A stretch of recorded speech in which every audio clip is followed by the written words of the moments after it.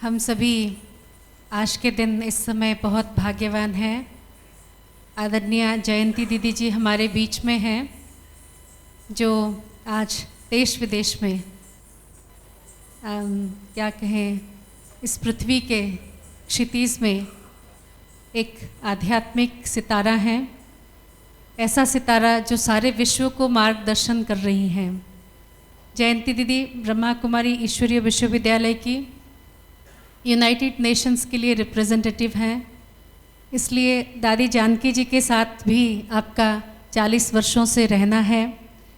तो इस दौरान जितने भी इंटरनेशनल रिलीजियस कॉन्फ्रेंसेस होते रहते हैं, स्पिरिचुअल कॉन्फ्रेंसेस होते रहते हैं, तो उन सब में दीदी का जाना ज़रूर रहता है।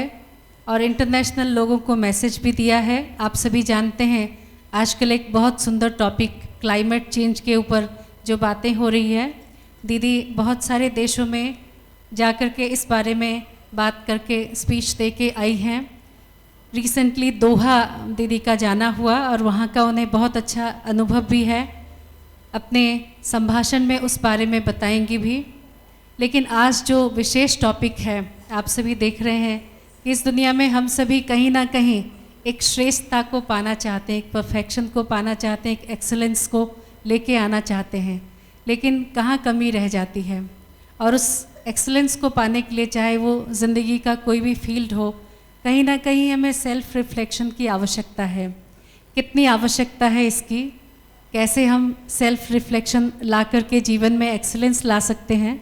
तो आज का ये जो टॉपिक है, एक्सेलेंस थ्रू सेल्फ रिफ्लेक्शन, दीदी हम सबके बीच में इसके बारे में हम सबको सुनाएंगी। आदरणीय जयंती दीदी जी।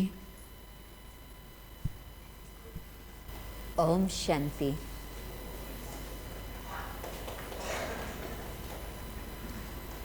आप सभी ने इतना प्यार से भुवनेश्वर में मुझे वेलकम किया, और मैं जानती हूँ कि जो बाबा के बच्चे बैठे हैं वो भी यहाँ हाज़िर है, और साथ साथ जो हमारे विशेष कुछ प्रतिनिधि भी आए हैं वो भी सभा में बैठे हैं। तो मुझे बहुत खुशी है कि बेशक थोड़े ही समय के लिए यहाँ इस शहर में आना हुआ, परंतु आप सबके साथ मुलाकात हो रही। एक्सीलेंस शुरू कहाँ से होती?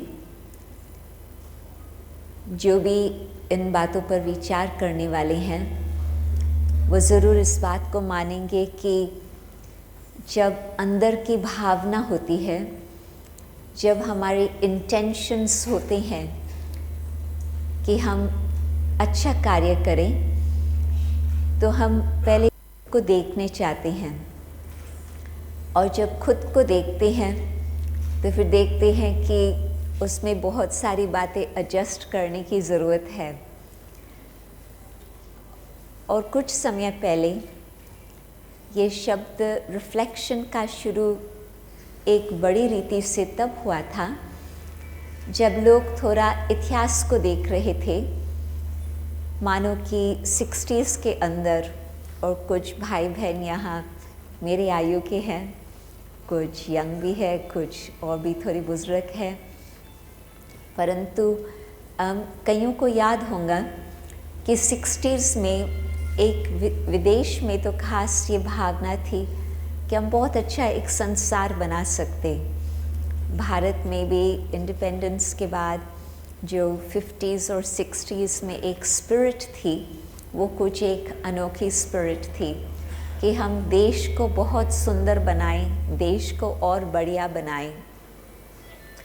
और विदेश में भी ये भावना थी, क्योंकि सेकेंड वर्ल्ड वॉर के बाद में वहाँ पर भी ऐसी फीलिंग थी कि हम कुछ संसार के लिए करें। तो पीस मूवमेंट शुरू हुआ, विमेंस राइट्स मूवमेंट शुरू हुआ, कई बातों का शुरुआत वहाँ से होती। और ये भी मैं कहेंगी ज़रूर कि मेडिटेशन भी भारत से उस समय विदेश में पहुँच चुका था 60s के अंदर। उससे पहले मेडिटेशन का भी कुछ प्रचार नहीं था। तो 60s के बाद फिर जिनों के अंदर मैं अभी विदेश की कहानी सुनाती हूँ, भारत की आप लोग जानते हैं, परंतु 60s में जो वो उमंग था कि हम विश्व में शांति स्थापन करें, हम विश्व में कुछ इक्वालिटी, सबके लिए राइट्स हो, इस प्रकार से संसार स्थापन करें। 70s में जिन लोगों को ये बहुत एक प्रेरणा थी, वो जैसे कि फिर गुम हो गए। वो अपने ही जीवन को संभालने में, अपने ही कार्य व्यवहार में व्यस्त हो गए। और 80s को UN की तरफ से ये शब्द दिया जाता है कि इट्स द लॉस्ट डिकेड। क्योंकि जितना उमंग था और जितना जो कुछ करने चाहते थे वो नहीं हो पाया।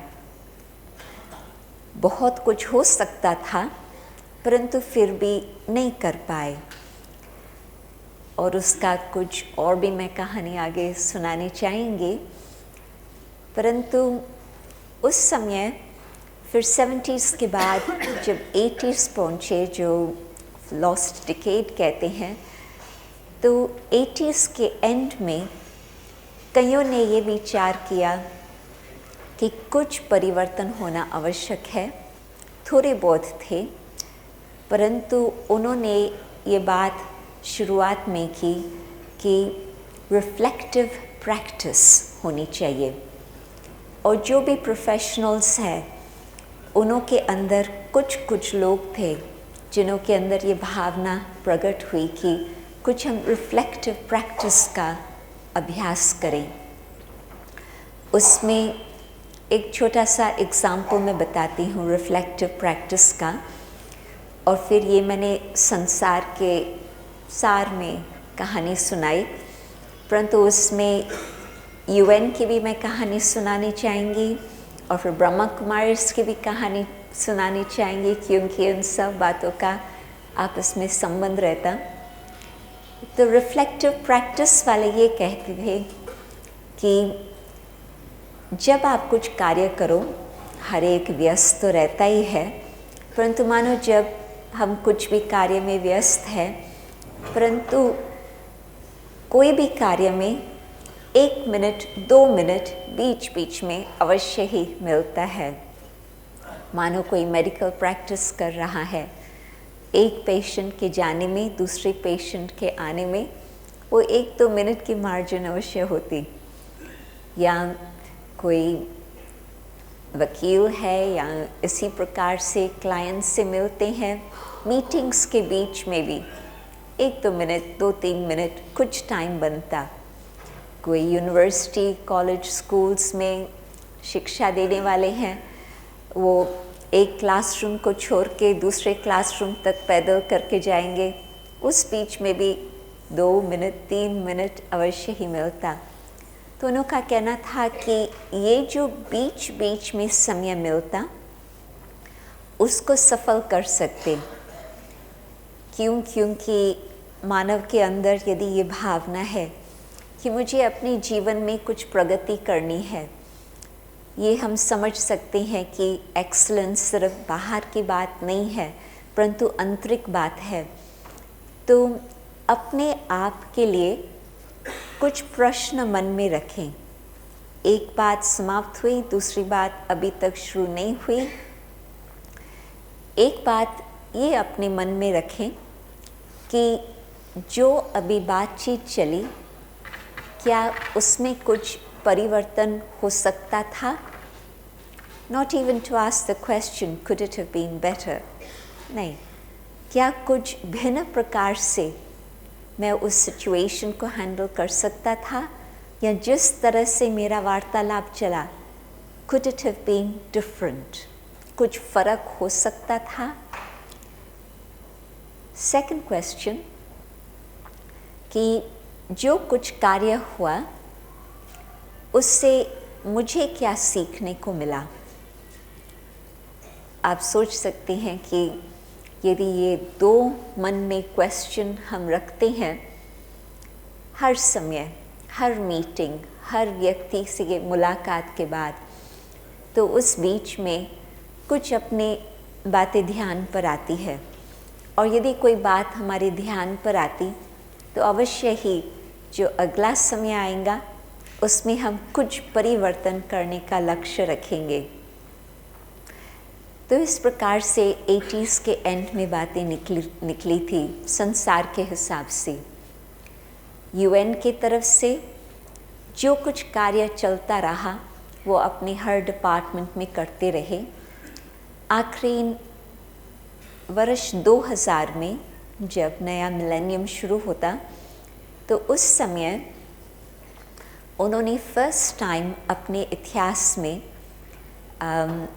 यूएन एनीवे पॉलिटिकल बॉडी है तो उनको कोई ज़रूरत नहीं है कि वो रिलीजियस स्पिरिचुअल लीडर्स को बुलाए, परंतु उस समय उन्होंने खास निमंत्रण दे करके करीब 1000 स्पिरिचुअल रिलीजियस लीडर्स को विश्व भर से चुन करके बुलाया था। मुझे मालूम है भारत में उस समय उसका बहुत ही प्रचार हुआ था अखबारों के अंदर, क्योंकि वो हमको समाचार वहाँ भी मिला था और यहाँ भी आप लोगों ने देखा होगा। और उसमें एक विशेष सेशन रहा और उसमें दादी जानकी जो आज 97 इयर्स की एज में संस्था की मुख्य है, तो उस समय मैं दादी जानकी के साथ उसके डेलीगेशन में गई हुई थी। तो एक सेशन रहा था जिसमें खास assistant secretary generals and under secretary generals जो एक एक डिपार्टमेंट के मुख्य है यूएन के, उन्हों को इकट्ठा किया गया था। मानो कि उसमें थे चिल्ड्रंस यूनिसेफ के लोग और ख़ास एक डिपार्टमेंट चिल्ड्रन एट रिस्क तब तक बन चुकी थी, एनवायरनमेंट का, पॉपुलेशन का, इंटरनेशनल लेबर ऑर्गेनाइजेशन उन्हों का, ये सब जो भिन्न भिन्न डिपार्टमेंट्स है, डिसआर्मामेंट, इन सभी लोगों को इकट्ठा किया था और वो एक एक अपना रिपोर्ट बता रहे थे कि उन्हों के डिपार्टमेंट में क्या क्या प्रगति हुई है since the establishment of the UN.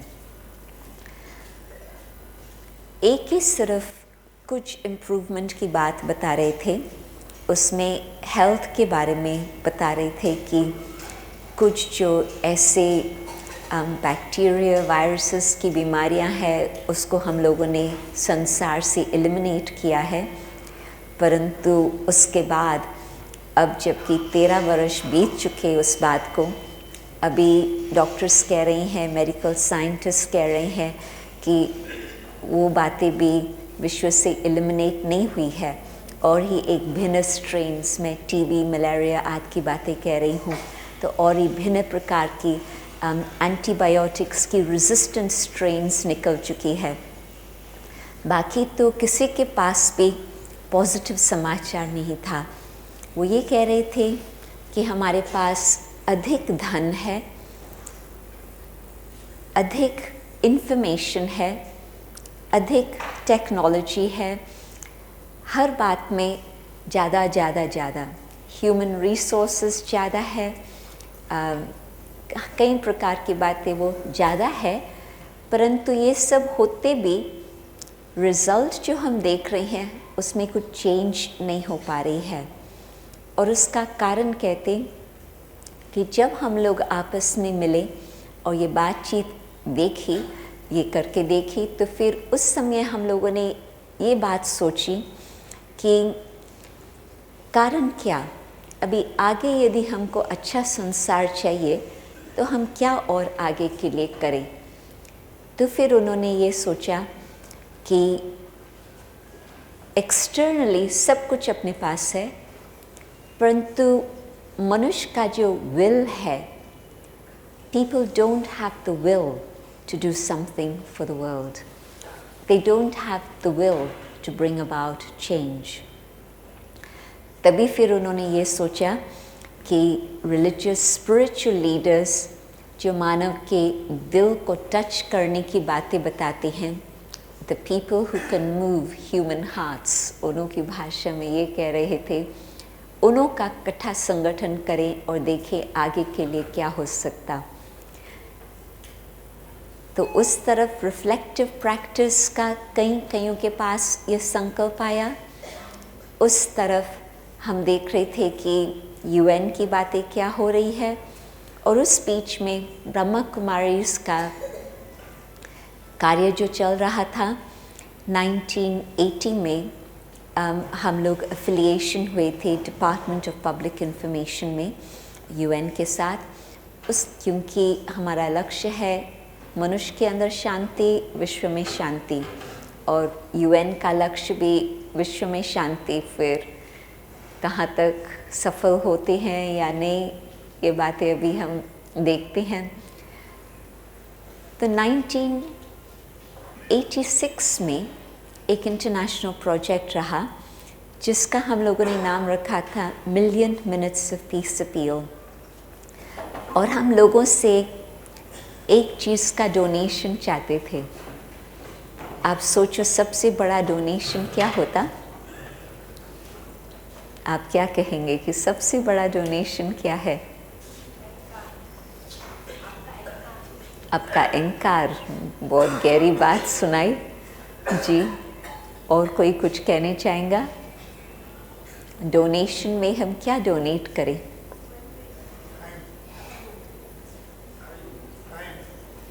Time. आपने ये कहा, ठीक बात।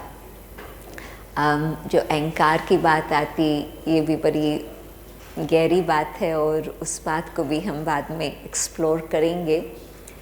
परंतु हम लोगों से उस समय डोनेशन चाहते थे उनके टाइम का, मिलियन मिनट्स पीस अपील। आपका ध्यान गया होगा।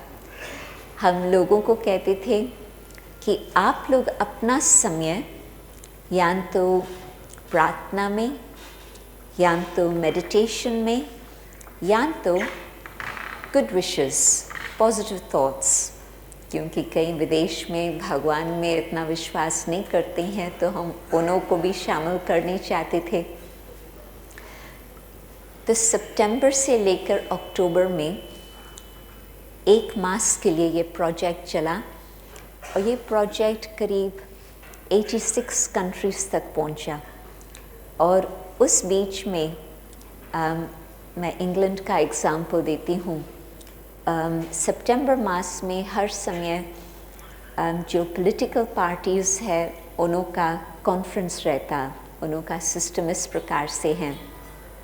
तो उस समय 3 मुख्य पार्टीज़ थी इंग्लैंड में। अभी सिचुएशन चेंज हो चुकी है, परंतु कंजर्वेटिव, लेबर एंड लिबरल, और एक ने अपने एनुअल कॉन्फ्रेंस में डिवोट दिया, टाइम डिवोट किया 1 मिनट फॉर पीस। तो कहाँ पर तो उन्होंने कहा हम 1 मास के लिए शांति के लिए देंगे, different things, whatever was convenient to each one. But over 1 billion minutes of peace were collected.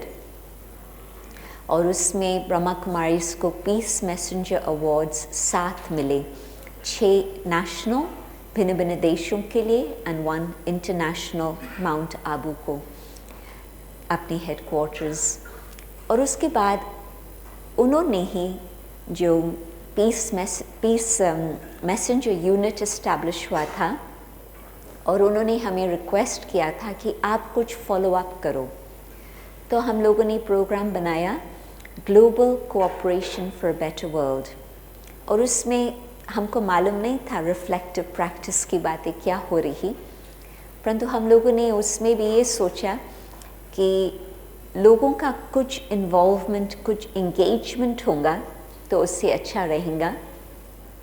तो हम उन लोगों को छोटे छोटे ग्रुप्स में इकट्ठा करके उन्हों को ये प्रश्न पूछते थे, 3 प्रश्न।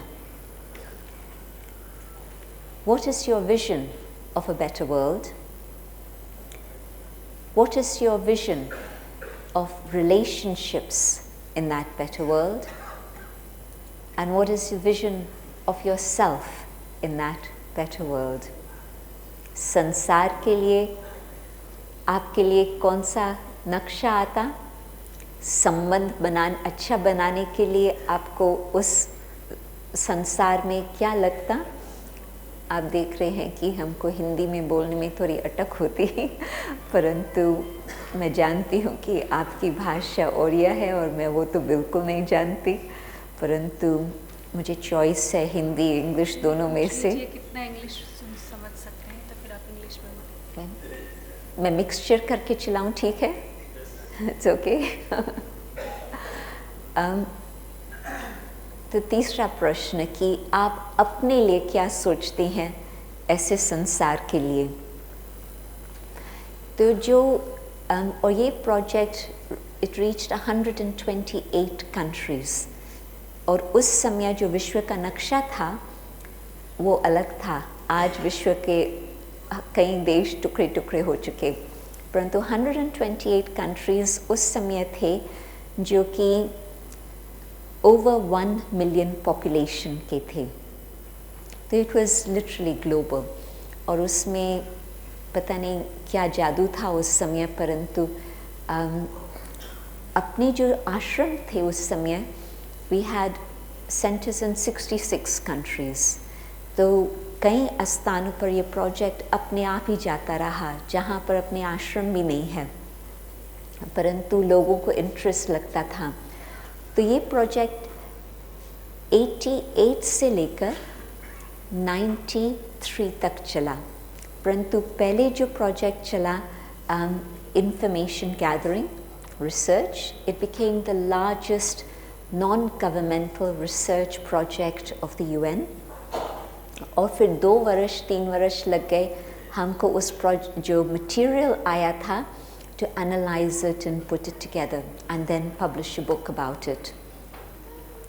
तो जब लोग इकट्ठे होते थे तो हम उन्हों को कहते थे कि आप पॉजिटिव भाषा यूज़ करना, आप नेगेटिव भाषा मत यूज़ करना। मानो कि आप कहते हो कि संसार में बीमारियां न हो, राइट? उसका पॉजिटिव क्या होगा? संसार में हेल्थ हो, संसार अच्छा रहे, सबकी तबीयत अच्छी रहे। परंतु कभी कभी 40 मिनट लग जाते थे ग्रुप को इस बात को अच्छी तरह से पकड़ने में। It took as long as that sometimes, क्योंकि आदत हो गई है नेगेटिव भाषा की। कहते थे कि हमको संसार चाहिए जहाँ युद्ध न हो, और उसका कॉन्ट्रास्ट तो बहुत सिंपल है, विश्व में शांति चाहिए। परंतु उन्हों को अपनी माइंड को शिफ्ट करने के लिए, एटीट्यूड को शिफ्ट करने के लिए, क्योंकि भाषा जो हम बोलते हैं दैट्स एक्सटर्नल, परंतु भाषा बोलने का आधार होता है जो अपनी अंदर मनोवृत्ति होती। तो अपनी वृत्ति के आधार से जो फिर बोल होता उस अनुसार ही निकलता।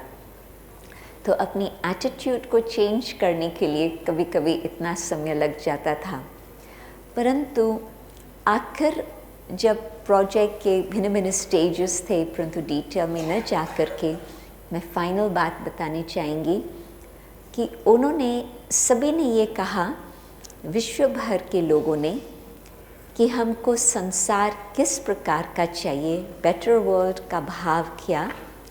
बेटर वर्ल्ड वो है जिसमें वैल्यूज़ है, love, respect, responsibility, honesty, happiness, इस प्रकार की बातें बताते थे।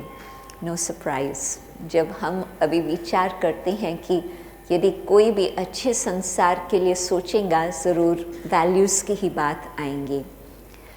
तो फिर उसके बाद हम लोगों ने वैल्यूज़ के टॉपिक्स को उठाया, और वैल्यूज़ की बात को उठाते जब यूनाइटेड नेशंस का 50th एनिवर्सरी का टाइम था, हम लोगों ने उन्हों को प्रपोज़ल दी कि हम आपको बताने चाहते हैं कि जो UN का मेन चार्टर में प्रियम्बल में आता the dignity of the human being. तो मानव की डिग्निटी का आधार है अपने आंतरिक वैल्यूज़, राइट? तो जबकि वैल्यूज़ के आधार से डिग्निटी और बेटर वर्ल्ड आ सकता, तो वैल्यूज़ है कहाँ?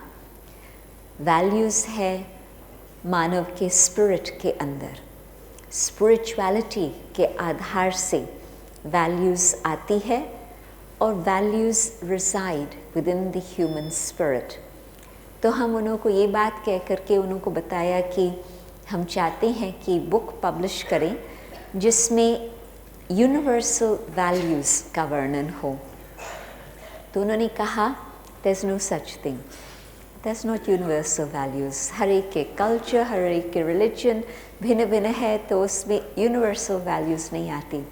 तो हम लोगों ने कहा कि okay, we'll offer you some ideas। भिन्न भिन्न म्यूज़िक बजती जा रही है, तो यदि आप लोगों को ख्याल न हो, आप उसको साइलेंट पर या ऑफ करके रखेंगे तो आपका भी डिस्ट्रैक्शन कम होगा और आजू बाजू वालों को भी मदद मिलेंगी। परंतु जब वैल्यूज़ के लिए हम उनसे बात करते थे तो उनको ये कहना पड़ा कि अच्छा ठीक है, हम लोग ड्राफ्ट बना करके आपको दिखाएंगे। तो हमको तो मालूम है कि जब स्पिरिचुअल बातें उठाई जाती है तो वैल्यूज़ आर यूनिवर्सल। तो उसमें अपने पास जो स्पिरिचुअल नॉलेज है उस आधार पर 12 वैल्यूज़ पर हम लोगों ने डेफिनेशंस बता करके दिए, taken from the spiritual teachings. उनको दिखाया तो दे वर सरप्राइज्ड और कहा yes these are very universal. तो फिर वो बुक पब्लिश हुआ और उसके बाद वैल्यूज़ की बातें हम उठाते रहे हैं। और विदेश में तो अभी जो संसार की हालत है, भारत की हालत आप लोग जानते हैं, नेगेटिव पॉजिटिव दोनों बातें होती है सदा। परंतु विदेश में अभी ये बात तो बिल्कुल जैसे कि बहुत प्रत्यक्ष है कि वैल्यूज़ की कमी के कारण भिन्न भिन्न प्रकार के नुकसान की बातें हो रही है। वैल्यूज़ के कमी के कारण फाइनेंशियल सिस्टम का कोलैप्स हो रहा, कहानियाँ आप ज़्यादा जानते हैं, आपको ये मालूम होगा। वैल्यूज़ के कमी के कारण एनवायरनमेंट पर आप देख रहे हो कि क्या इफ़ेक्ट हो रहा है। That's global, not just one part of the world. Values के कमी के कारण अभी देख रहे हैं कि संबंधों पर उसका क्या इफ़ेक्ट हो रहा है। परंतु क्वेश्चन हमेशा ये आता फिर कि हम जानते हैं कि वैल्यूज़ की आवश्यकता है, परंतु वैल्यूज़ फिर किस आधार से अपने जीवन में हम धारण कर सकते? What's the missing factor? जानते हैं कि values are important and you can't achieve excellence without values, right? ये तो एवरीबडी विल एग्री। एग्री? धीरे धीरे आवाज़ आ रहा। वैल्यूज़ ज़रूरी है, परंतु क्यों नहीं हम वैल्यूज़ धारण कर पा रहे हैं? What's the missing factor here?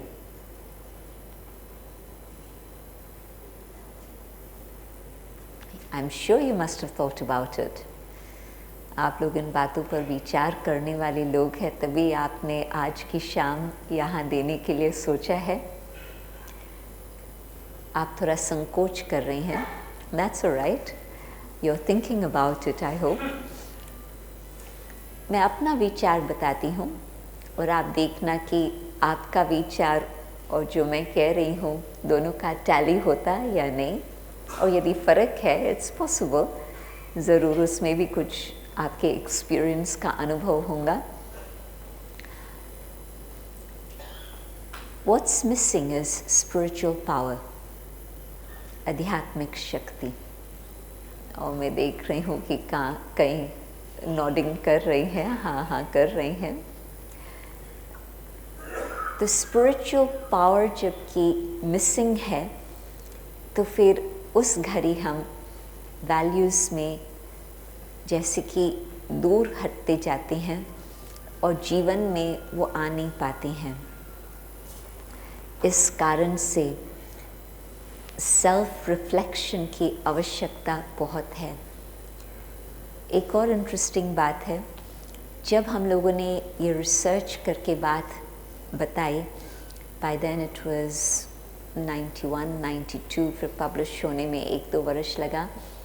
तो उस समय अभी तक वैल्यूज़ की चर्चा उस प्रकार से संसार में नहीं हो पा रही थी, और आज वो समय आया, एवरी ऑर्गेनाइजेशन, एवरी कॉरपोरेशन, सभी यही कहते हैं, मिशन, पर्पस, वैल्यूज़, ये सब बातें हर एक के ध्यान पर है। तो सभी के मन में ये बात चल रही थी, और ये जो रिसर्च किया उससे पता चला, और फिर जो सोसाइटी के लीडर्स हैं उन्हों तक भी बात ये पहुंची ज़रूर, तो but it became fashionable later. So it was like about 5 years, 7 years ahead of its time जब ये रिसर्च सारा चला था। परंतु अभी तक भी कितना भी मैनेजमेंट गुरुज है, कितना भी सेल्फ डेवलपमेंट वाले कोर्सेज है, विदेश में तो ये वेरी पॉपुलर, आजकल कम थोड़ा, क्योंकि वहाँ पर फाइनेंशियल क्राइसिस ज़बरदस्त हो चुकी है, आप जानते हैं। और जब फाइनेंशियल क्राइसिस आती, लोग वहाँ पर जितना भी एक्स्ट्रा बातें समझते हैं उसको कट करते जाते हैं। तो सेल्फ डेवलपमेंट की बातें, कई लोग ये नहीं समझ पाते हैं कि crisis is of the self, resolution of the crisis is by giving time to the self. परंतु वो समझती है दिस इज़ एक्स्ट्रा, तो उसको कट करते हैं। परंतु कुछ समय तक तो इस प्रकार के टॉपिक्स और कोर्सेज बहुत ही पॉपुलर थे। तो अभी कहाँ पर हम इस बात को एडजस्ट करें? यूएन की बात मैंने बताई कि वो समझते हैं कि when you move the hearts of people, then there can be a change. Values की बात हम कर रहे हैं, परंतु मुझे मालूम नहीं है कि बैंकिंग सेक्टर से यहाँ कौन बैठा है, तो माफ़ करना यदि आपको थोड़ा लगे ये मेरे शब्द। परंतु बैंकिंग क्राइसिस जो कुछ वर्ष पहले हुआ था, उसके बाद भी जितने बोनसेस बैंक्स में मिलते रहे हैं किसी और प्रोफेशन के अंदर नहीं, और उसके बाद भी एक एक मुख्य बैंक का क्राइसिस आता रहा है। क्राइसिस भी मैं क्यों कहूँ, it's scandals, it's actually scandals, वो सब बातें स्पष्ट होती जा रही है। तो ये तो आप सोचो कि हमारी बहन ने कहा ईगो, परंतु मैं एक स्पिरिचुअल कहानी सुनाने चाहेंगी अभी, जिससे आपको कनेक्शन का पता चलेगा कि संसार की हालत, खुद की स्थिति, अपने वैल्यूज़ और फिर क्या हो रहा है तो उसको कैसे ठीक करें।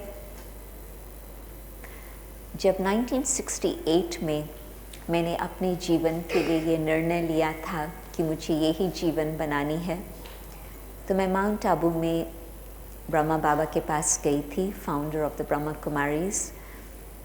बचपन में मेरा भाग्य था जो मैं उससे मिली थी, तो अभी भी फिर मुलाकात जब होने जा रही थी, 60s में भी मैं मिली थी, तो मैं जानती थी कि ये कौन है। परंतु अब जब मैं मुलाकात करने जा रही थी, it was with very different intention. It was with the intention that this is the work I want to do. तो बाबा ने बहुत प्यार से अनेक बातें की। बाबा की एज उस समय 80s 90s की होंगी और हमारी एज थी 19। तो मैं बाबा को कुछ जवाब नहीं दे रही थी, मैं सुन रही थी। तो बाबा के क्वेश्चंस इस प्रकार के थे, बच्ची क्या ये बात संभव है कि विश्व से दुख मिट सकता? आप समझते हैं कि ये बात हो सकती कि विश्व से भूख मिट जाए? क्या ये संभव है कि बीमारियां दूर चली जाए? फिर बाबा ने कहा, हाँ बच्ची, ये सब कुछ हो सकता, एक अच्छा संसार आ सकता, परंतु वो तब आएगा जबकि इन सब बातों का अंदर का कारण मनुष्य समझता हो। और अंदर का कारण क्या है? काम, क्रोध, लोभ, मोह और अहंकार। जब इन बातों का मानव त्याग करता तो ज़रूर बीमारियां भी दूर हो सकती, दुख अशांति भी दूर हो सकता, गरीबी भी दूर हो सकती। परंतु आप किसी को बोल नहीं सकते कि आपको इन बातों को छोड़ना है। पहले आपको खुद करना होगा, फिर आप औरों को इस बात की प्रेरणा दे सकेंगे कि हाँ ऐसे करना चाहिए। तभी ही फिर जैसे खुद में परिवर्तन होगा, औरों के ऊपर वो प्रभाव आएगा, तो उस परिवर्तन से विश्व में परिवर्तन अवश्य ही होगा और आगे एक अच्छा संसार आ सकता। तो हाँ, जबकि हम पहले अपना समय देते खुद को देखने के लिए और फिर उसके बाद हम अपने अंदर झांक के देखते कि हमारे अंदर कौन सी बातें हैं जो हमें चेंज करनी चाहिए, एडजस्ट करनी चाहिए। तो जब हम इन बातों को सोच के समझ के फिर जहाँ से हमें शक्ति मिले, और हम तो कहेंगे कि एक परमात्मा सर्वशक्तिवान से ही वो शक्ति मिलती जिससे हम और आगे बढ़ सकते और वहाँ तक हम पहुँच सकते। अभी मैं आपसे प्रश्न नहीं पूछ रही हूँ, परंतु आपको कुछ बातें मैं समाचार कहानियाँ सुना रही हूँ।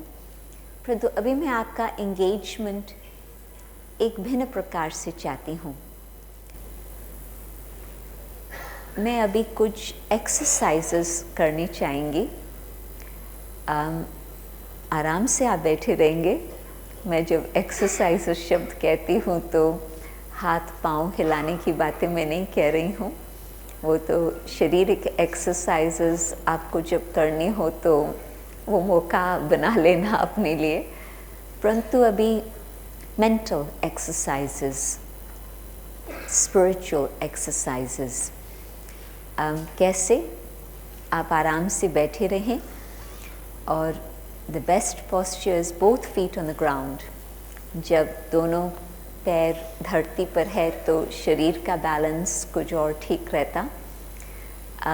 बैक स्ट्रेट, और उसमें भी आपको आंखें खोल के रखनी हो तो इट वुड बी बेटर, परंतु नहीं कर सकते तो इट्स ओके, क्योंकि जब मेडिटेशन, रिफ्लेक्शन ये बातें आती तो एक आदत बनी हुई है कि हमें आंखें बंद करनी है। परंतु मेरा सजेशन ये है कि मैं देख रही थी कि आपके पास जो चित्र है वो उस तरफ है, ज्योति बिंदु का चित्र। यदि आपको इजी हो तो उस ज्योति बिंदु का जो बिल्कुल कोने में चित्र है, आप अपना ध्यान उस पर एकाग्र करें, और स्ट्रेन होता हो नेक को तो वो आप छोड़ दें, क्योंकि the body should be comfortable, क्योंकि मेन बात है माइंड का। परंतु यदि आप आंखें खोल के रखते then it's easier if it's got some focus, तो ये एक फोकस हो सकता, परंतु otherwise it's fine whatever is easy. परंतु मेन बात ये है कि मैं कुछ अपने विचार बताती जाएंगी, आप उन विचारों को फॉलो करते जाएं। कुछ नहीं म्यूजिक कुछ नहीं चाहिए।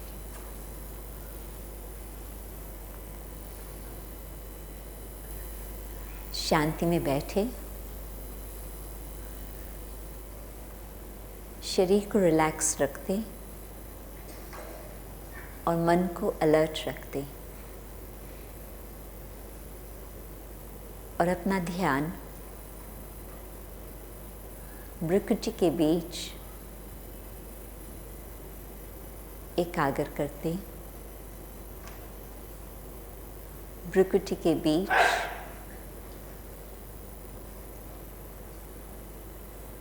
एक शक्ति, एक ज्योति का स्थान है।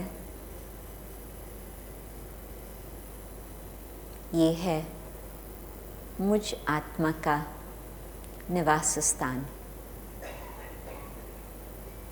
मैं हूँ आत्मा, ज्योति स्वरूप। मैं आत्मा, ज्योति स्वरूप इस देह से न्यारी हूँ।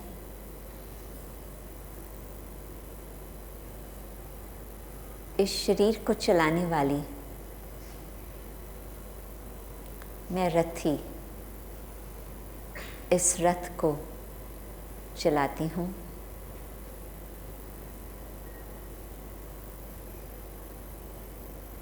मैं आत्मा, ज्योति स्वरूप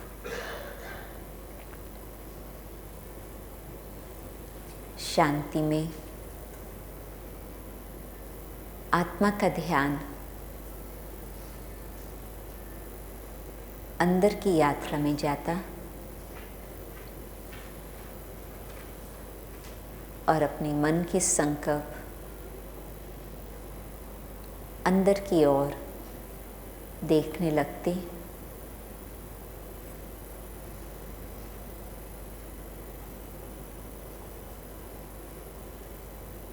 मैं देख रही हूँ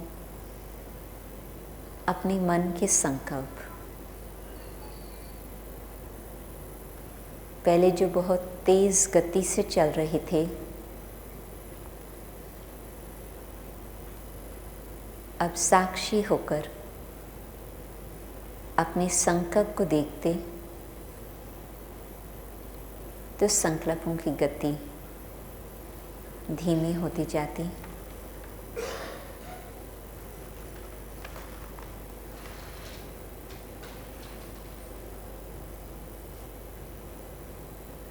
देखते हैं कि संकल्पों से भी और गहराई से अंदर की यात्रा करते कि मुझ आत्मा के अंदर जो आदि संस्कार है वो किस प्रकार के संस्कार है।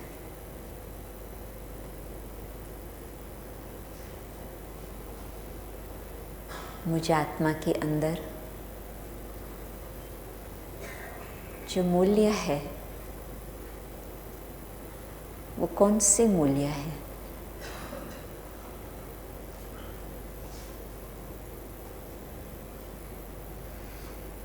मैं देखती हूँ कि सत्यता, प्रेम, शांति, आनंद, पवित्रता ये आत्मा के आदि संस्कार है, आदि मूल्य है।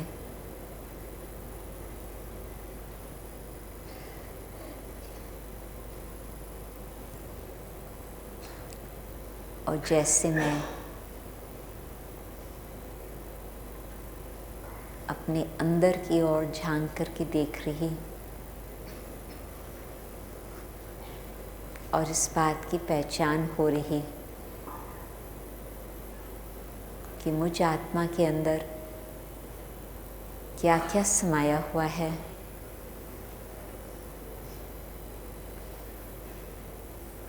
तो ऐसे अनुभव होने लगता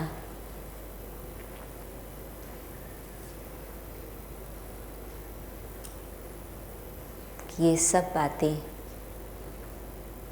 मेरे से दूर नहीं, मुझ आत्मा के अंदर समाई हुई है।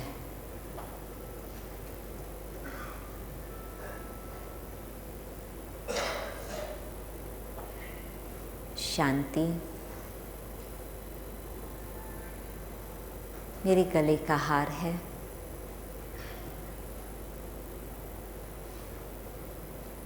सत्यता मुझे आत्मा का आदि स्वरूप है। पवित्रता मेरा स्वधर्म है।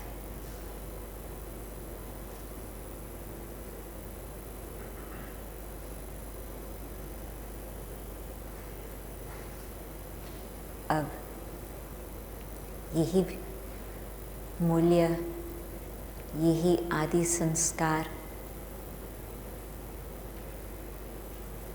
अब अपने मन में, स्मृति में इमर्ज रूप में रखते अब वापस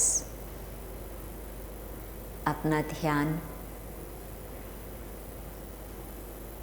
इस बाहर की दुनिया तक ले आते।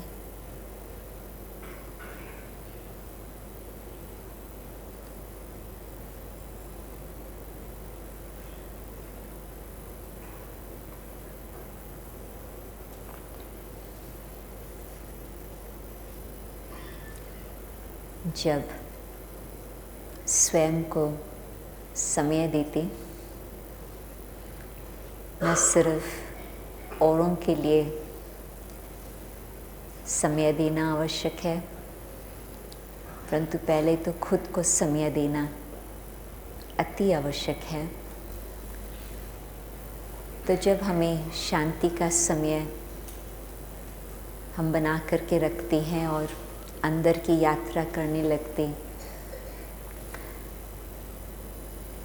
तो हमें ये पहचान होती कि जो आत्मा की ओरिजिनल कंस्टिट्यूएंट्स है, क्योंकि आत्मा कोई फिजिकल चीज़ तो है ही नहीं, परंतु जो आत्मा का आदि स्वरूप है वो ये 5 गुण है: शांति, पवित्रता, प्रेम, सत्यता और आनंद।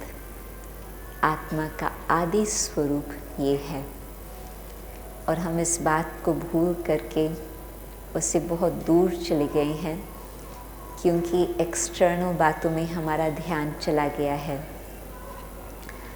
और जब जब हमें मौका बनता ये बातें सुनने का, ये बातें अच्छी भी लगती, परंतु फिर इन बातों को हम अपने जीवन में कायम नहीं रख पाते। तो मैं आपको कुछ प्रैक्टिकल सजेशंस देने चाहेंगे।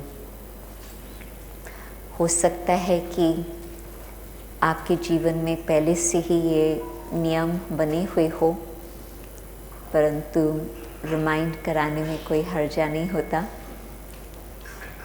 भारत में फिर भी मैंने देखा है कि आम तौर पर कई लोगों का ये एक नियम बना हुआ है।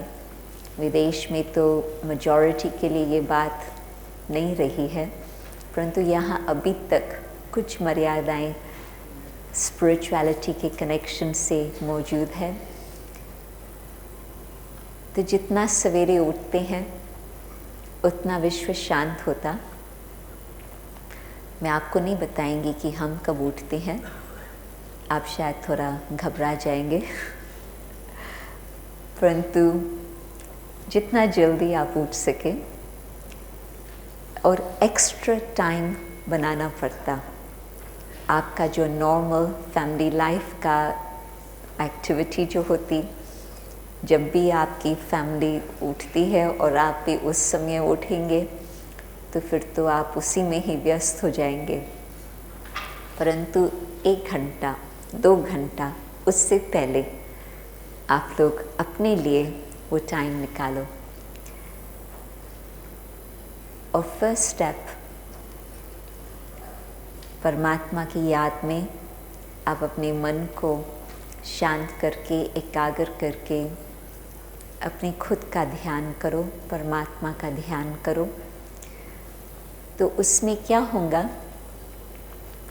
कि जब साइलेंस में हमें ये पता चलता कि हमारा ओरिजिनल क्वालिटीज़ ये है, ओरिजिनल वैल्यूज़ ये है, और फिर हम देखते हैं कि जीवन में उससे कुछ दूर चले गए हैं और पता चलता कि शक्ति की कमी की बात है, तो साइलेंस में परमात्मा ज्योति स्वरूप, हम कोई इष्ट देव को नहीं कह रही हूँ, मैं कोई गुरु के लिए नहीं कह रही हूँ, परंतु जो सर्व आत्माओं का निराकार परमात्मा ज्योति माता पिता है, उस ज्योति स्वरूप जिसका थोड़ा सा आपको सामने से वो चित्र नज़र आ रहा हो, तो उस ज्योति स्वरूप पर आप अपना ध्यान करेंगे, बुद्धि को एकाग्र करेंगे, तो जो कनेक्शन बनता है, बुद्धि की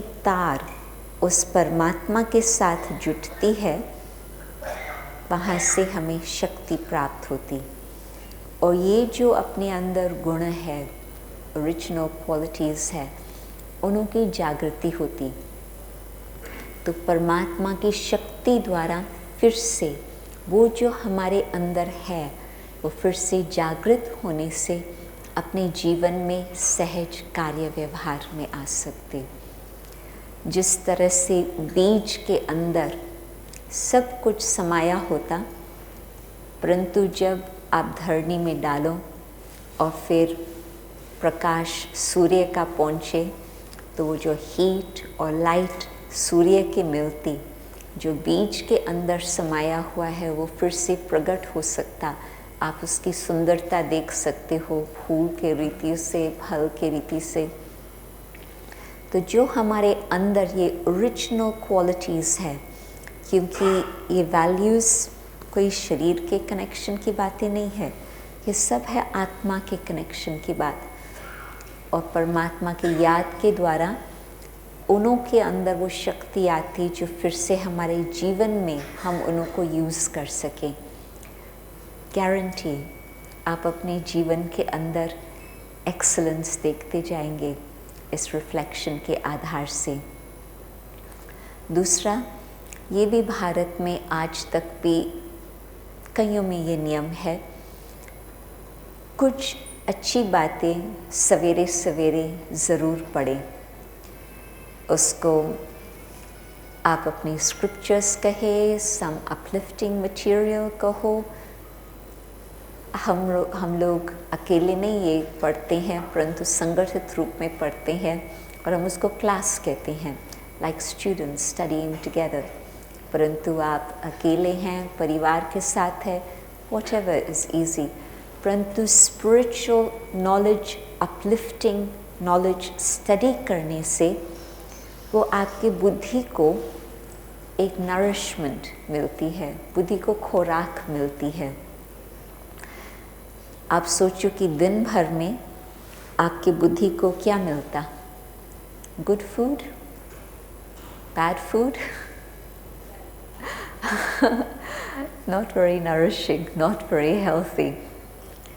आजकल भारत में भी भोजन पर न सिर्फ टेस्ट पर ध्यान होता, परंतु हेल्थ पर ध्यान रहता कि जिस प्रकार से आप बातें इसके अंदर डालेंगे उस अनुसार इसकी हेल्थ रहेंगी या ना रहेंगी। परंतु कहते हैं कि बुद्धि को भी खुराक चाहिए, तो the mind also needs nourishment. तो आप अच्छी चीज़ें मन और बुद्धि को फीड करेंगे सवेरे सवेरे, तो उससे कुछ न कुछ प्रेरणा मिलेंगी, कुछ न कुछ शक्ति मिलेंगी, कई बातें जो भूली हुई थी वो फिर से स्मृति में आएंगी और फिर उन्हों के ऊपर आप ध्यान करेंगे, वो भी आपको दिन भर जीवन में मदद करेंगे। हम लोग करीब 45 मिनट्स अपने जो भी सेंटर्स है विश्व भर में, सवेरे तो पर्सनल मेडिटेशन होता, अपने घरों में लोग करते हैं या अपने आश्रम पर आते, परंतु फिर अराउंड 6:30, 7 जैसे लोकल सिचुएशन होती, हर सेंटर सारे विश्व में अपने पास सेम लेसन स्टडी करते हैं, सेम लेसन। तो ये भी एक बहुत पावरफुल कनेक्शन बन जाता है विश्व भर के लोगों के साथ। So it's round the clock, क्योंकि हर टाइम जोन का अपना अपना होता, परंतु एक बहुत सुंदर फैमिली भी है, स्पिरिचुअल फैमिली, परंतु स्टूडेंट्स भी है, एक साथ स्टडी कर रहे हैं। तो उसमें बुद्धि को जो ताकत मिलती वो हमें सारा दिन मदद करती। दिन भर के लिए आपको मैंने ये सजेस्ट किया, कुछ क्वेश्चंस बीच बीच में जो 1 मिनट 2 मिनट मिले उसमें रिफ्लेक्शन का, परंतु रात्रि के समय भी जब दिन की समाप्ति का टाइम होता, उस समय भी कुछ रिफ्लेक्शन की बातें बहुत ही आवश्यक होती। आज के दिन क्या सीखने को मिला? आज के दिन क्या अच्छा रहा? आज के दिन अच्छा क्या नहीं था?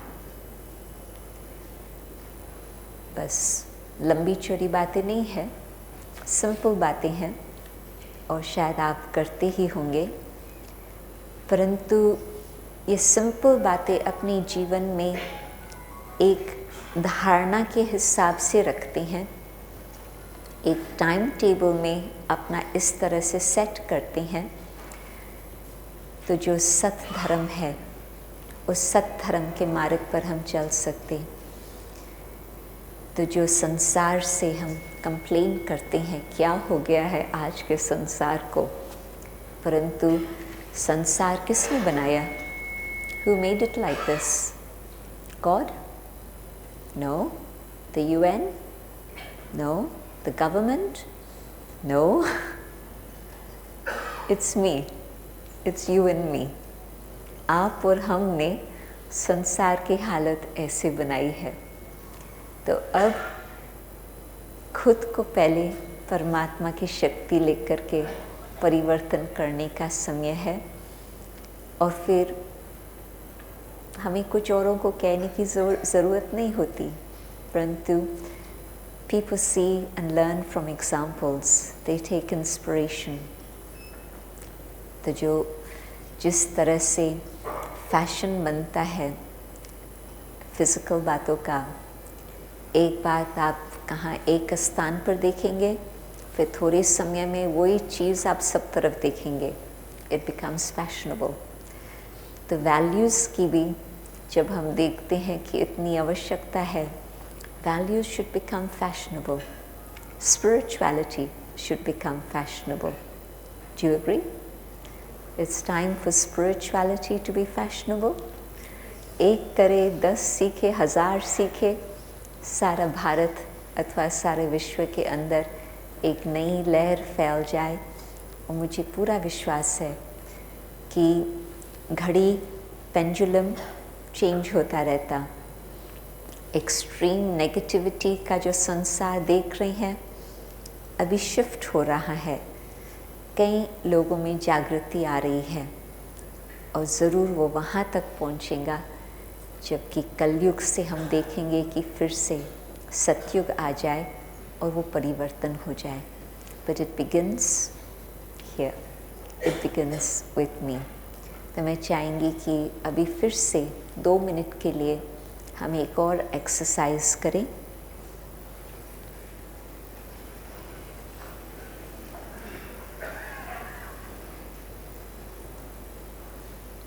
शरीर को शांत रखते, मन के संकल्पों को भ्रुकुटी के बीच केंद्रित करते। मैं हूँ ज्योति स्वरूप आत्मा,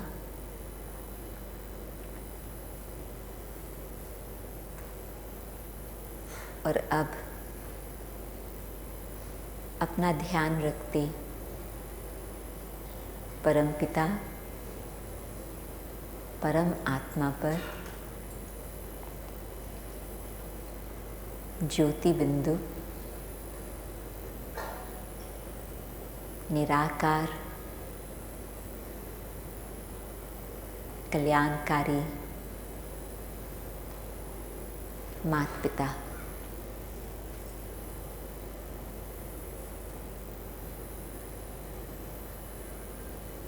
उस ज्योति बिंदु निराकार के द्वारा शांति की किरणें मुझ आत्मा तक पहुंचती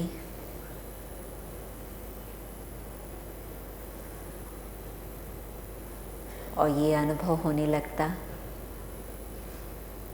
कि मैं शांति के सागर के पास पहुंच गई। शांति की किरणें, शांति की लहरें मुझ आत्मा को फिर से अपनी शांति का अनुभव करा रही और याद दिला रही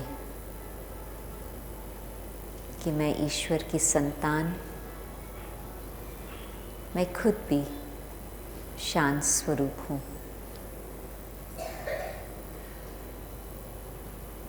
सर्वशक्तिवान बाप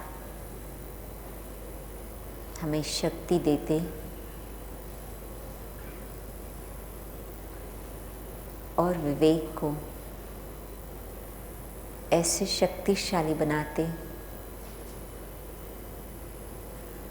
जो हम ये संकल्प करते कि परमात्म शक्ति को लेकर हम सत्यता के मार्ग पर चलेंगे।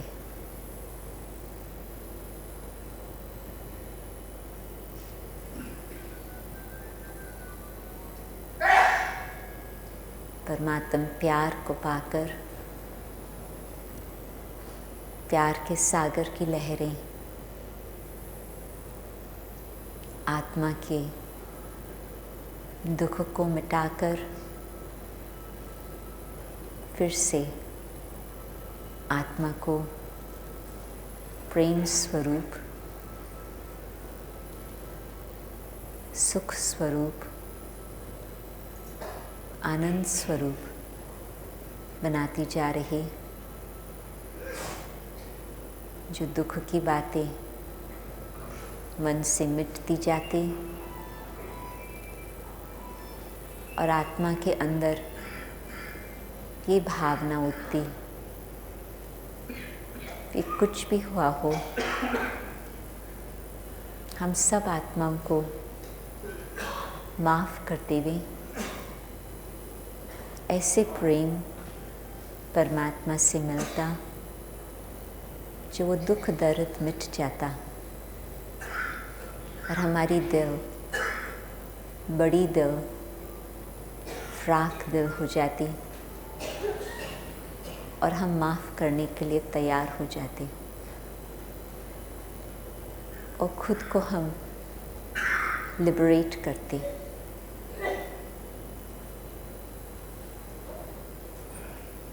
दुख के कारण हम अपने को बंधन में डाल बैठे थे और अब दुख से छूटे तो बंधन से छूटे। परमात्मा की शांति, शक्ति, प्रेम की लहरें विश्व में पहुंचती जाती,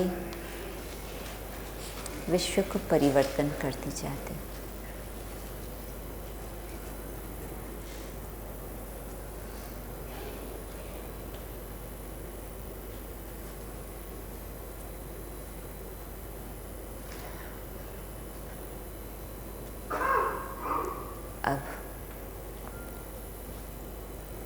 उसी माता पिता से संबंध रखते हुए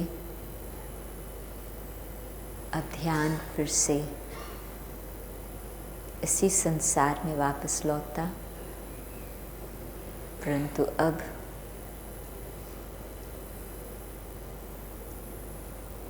एक भिन्न वृत्ति और दृष्टि से।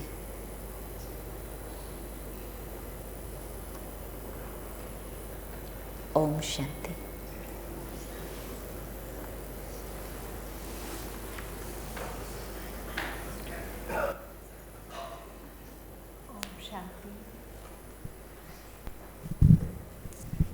बहुत बहुत धन्यवाद आदरणीय जयंती दीदी जी।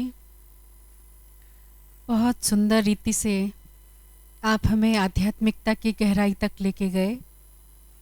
मुझे उम्मीद है कि आज जितने भी भाई बहनें बैठे हैं उन्होंने ज़रूर उस आध्यात्मिकता की गहराई को महसूस किया होगा।